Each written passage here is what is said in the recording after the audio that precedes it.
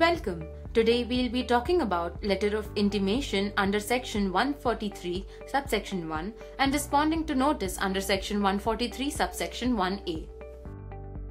What is intimation under Section 143 subsection 1? There are three types of notices that can be sent under subsection 143 subsection 1 by the IT department. Intimation, where the notice is to be simply considered as a preliminary assessment of your returns since the AO has found the return filed by you to be matching with his computation under this section. A refund notice, where the assessment officer's computation shows excessive tax paid by you. A demand notice, where the AO's analysis shows shortfall in your tax payment. The notice will ask you to pay up the tax due within 30 days. Consequences of not responding to the notice within 30 days. If you do not respond to this notice, it may delay your tax refund, or tax department may send you a notice of demand under Section 156 and may also initiate recovery proceedings after 30 days if any additional taxes are payable by you.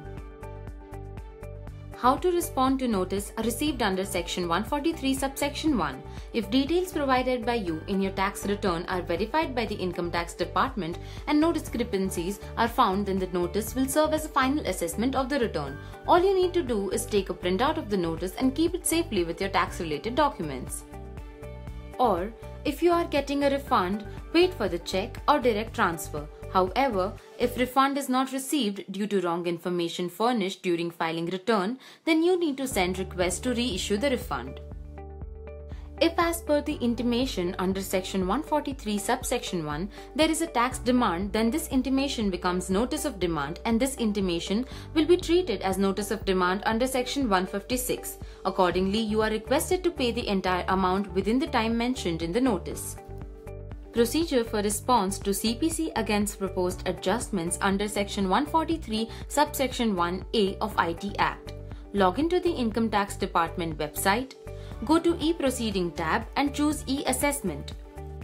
Click on Prima Facie Adjustment under Section 143 subsection 1a.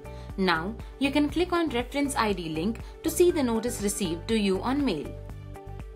Click Submit if you want to directly submit the response.